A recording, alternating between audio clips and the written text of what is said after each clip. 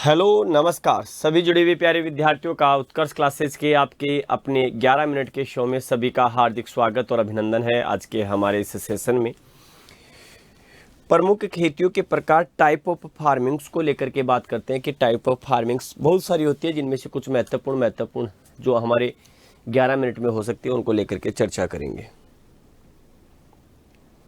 आइएगा हम बात करते हैं टाइप ऑफ फार्मिंग।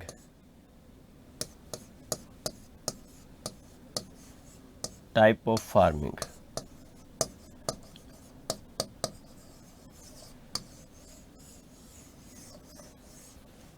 देखिएगा, अगर हम बात करें कि इनकम के आधार पर या किसी की परसेंटेज ऑफ वैल्यू की बात करें तो देखिएगा, एक देखो आप नंबर एक होती है विशिष्टीकृत खेती। विशिष्टीकृत खेती इसे स्पेशलाइज्ड फार्मिंग कहते हैं। ध्यान रखना, क्या कहते हैं? स्पेशलाइज्ड फार्मिंग कहा जाता है।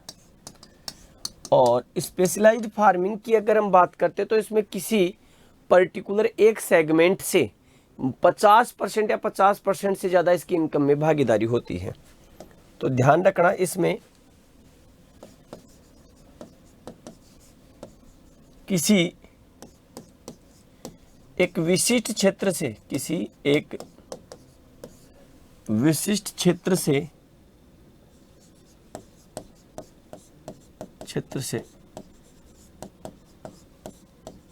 कुल कृषि आय में 50% से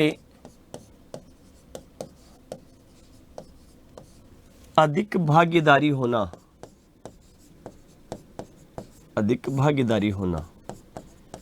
ठीक है, फॉर एग्जाम्पल हम बात कर ले कि जैसे हमारे क्रॉप्स है तो क्रॉप्स की भागीदारी कितनी है?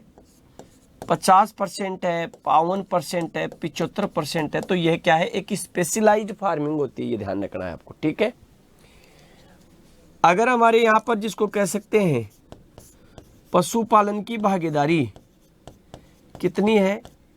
57% है, तो हम कह सकते हैं कि स्पेशलाइज्ड फार्मिंग। तो स्पेशलाइज्ड फार्मिंग या विशिष्टीकृत फार्मिंग का मतलब होता है कृषि के अंतर्गत किसी एक विशिष्ट क्षेत्र से 50% से अधिक भागीदारी होना उसकी, उसे कहते हैं आपकी स्पेशलाइज्ड। एक होता है डाइवर्सिफाइड, जिसको कह सकते हैं विविधीकृत।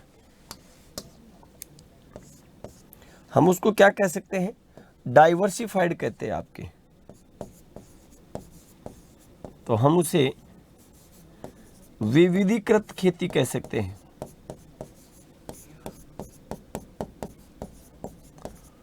Diversified farming. और डाइवर्सिफाइड जो फार्मिंग होती है, इस डाइवर्सिफाइड फार्मिंग का जो मीन होता है वो होता है कि खेत के अंतर्गत पूरे साल में आपके अलग अलग प्रकार की खेती की जाए, ये ध्यान रखना आपको। ठीक है, तो वर्ष में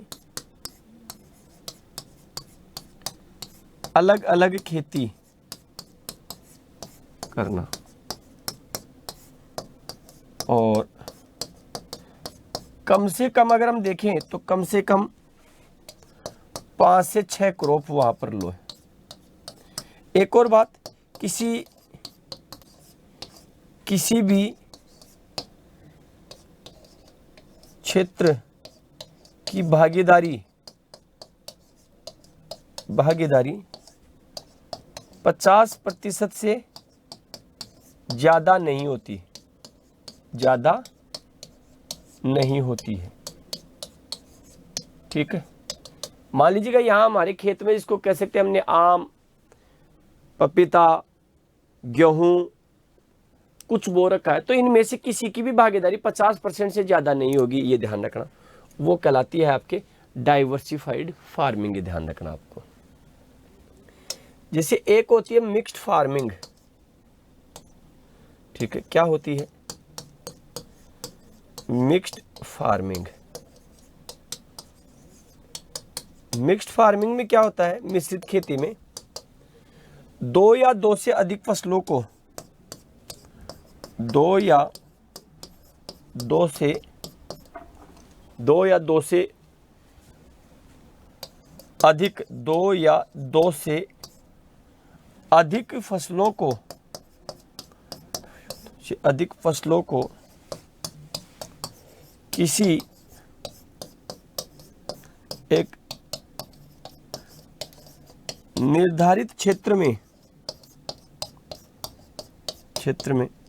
एक साथ बोना,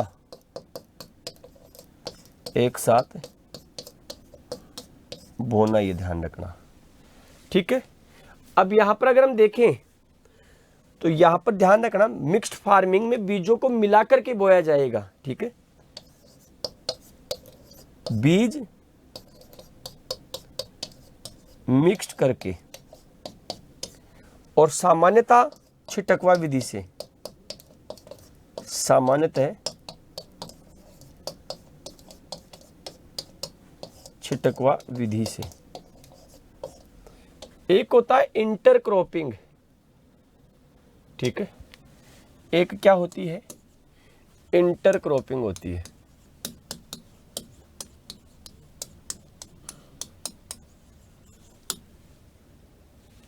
देखो यहां पर ये मिक्स्ड फार्मिंग की जगह आप मिक्स्ड क्रॉपिंग करो इसको। ये मिक्स्ड फार्मिंग है ना, मिक्स्ड क्रॉपिंग कर लो। मैं इसको करवाता हूँ आपकी, ये क्रॉपिंग का पैटर्न आ गया। मिक्स्ड क्रॉपिंग करो भाई। ठीक है, मिक्स्ड क्रॉपिंग। चलो इंटर क्रॉपिंग की करा देता हूँ, लिख दिया तो यहाँ पर। ठीक है, इंटर क्रॉपिंग, तो इसमें दो या दो से अधिक फसलों को एक निश्चित पैटर्न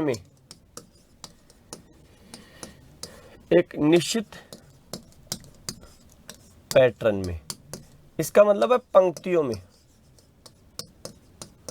ठीक है, पंक्तियों में निश्चित पैटर्न में बोना।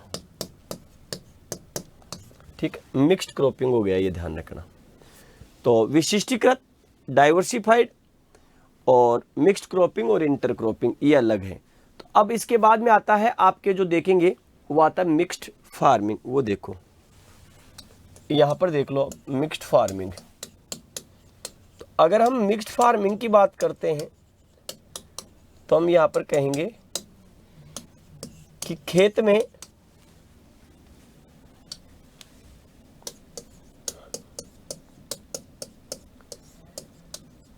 मिश्रित खेती से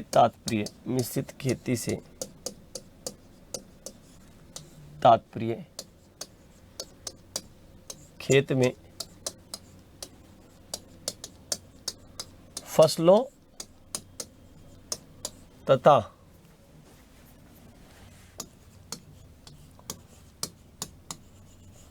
फसलों पर निर्भर कार्य ऑब्लिक व्यवसाय करना।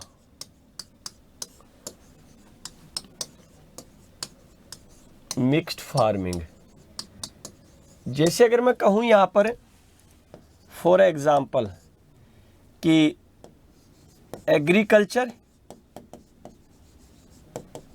और एग्रीकल्चर के साथ आपके पशुपालन या एनिमल हस्बेंड्री, तो ये मिक्स्ड फार्मिंग होती है। ठीक है, जैसे एग्रीकल्चर और एग्रीकल्चर के साथ आपने क्या कर लिया, मधुमक्खी पालन, मछली पालन कर लिया। तो ये आपको जो इसके लिए फूड चाहिए वो कहाँ से मिल जाएगा, आपको एग्रीकल्चर से मिल जाएगा। ये ध्यान रखना आपको। एक एरिया के आधार पर अगर अपन उसकी फार्मिंग की बात करते हैं तो हम कह देते हैं कि लार्ज स्केल फार्मिंग और स्मॉल स्केल फार्मिंग। ठीक है, एरिया के बेस पर। तो जैसे लार्ज स्केल फार्मिंग का मतलब होता है जहां पर किसान के पास क्या है, बड़े भूमि पर खेती की जाती है। एक होती है स्मॉल स्केल फार्मिंग।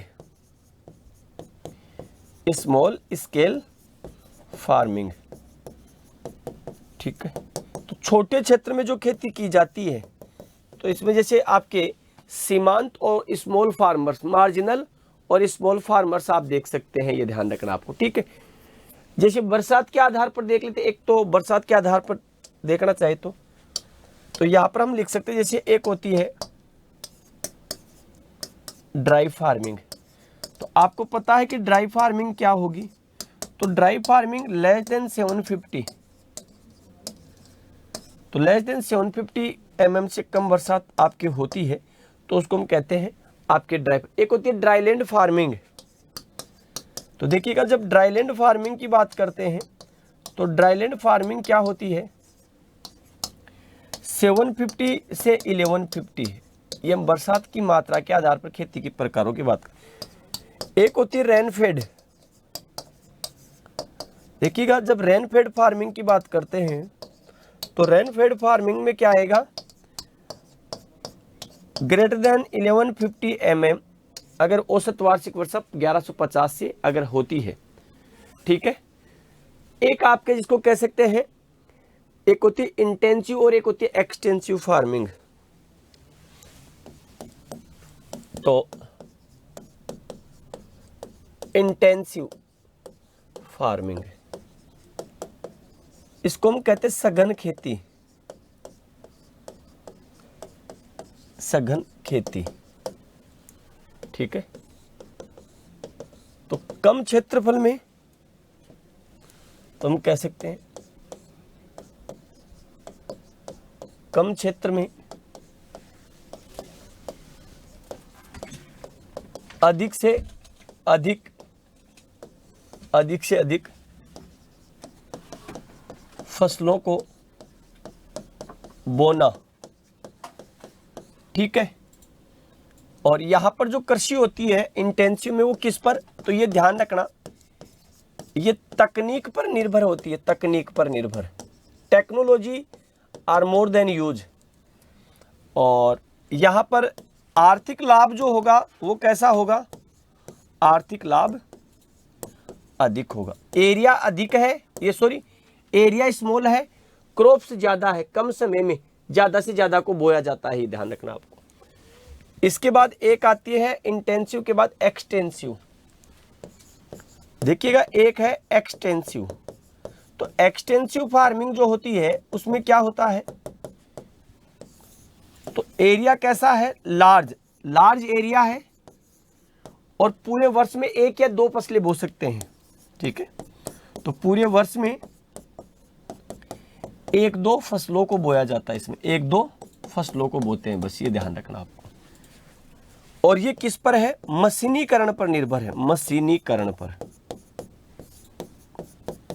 और इसके बाद देखिएगा, हम बात करें एक आपने सुना होगा रैंचिंग। तो रैंचिंग जो फार्मिंग होती है वो होती है जो पास्चर लैंड होती है वहां पर जानवरों को चराना, ये ध्यान रखना आपको, ठीक है। तो चारागाहों में पशुओं को चराना, ठीक है।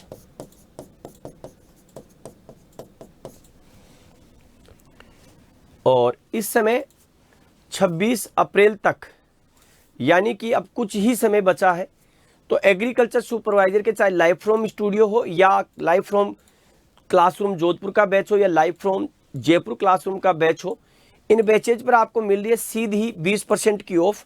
इसके लिए आपको एक कूपन कोड यूज करना है, वो है सुपर 20। ये सुपर 20 आप यूज करें और सीधा 20% का ऑफ पाए एग्रीकल्चर सुपरवाइजर के कोर्सेज पर, ठीक है। चाहे वो कैसा भी लाइव फ्रॉम क्लासरूम हो या लाइव फ्रॉम स्टूडियो। साथ में ही इस समय अगर आप देखोगे तो जेट की एमसीक्यू स्टार्ट हो चुकी है, तो जेट की एमसीक्यू को आप अतिशीघ्र ज्वाइन करें और जेट 2025 को लेकर अपने सुदृढ़ तैयारी को अपना एक नया आयाम दें। तो आज के इस सेशन के लिए इतना ही, पुनः मिलेंगे अगले सेशन में, तब तक के लिए सभी को राम राम, जय हिंद, जय भारत, बेस्ट ऑफ लक।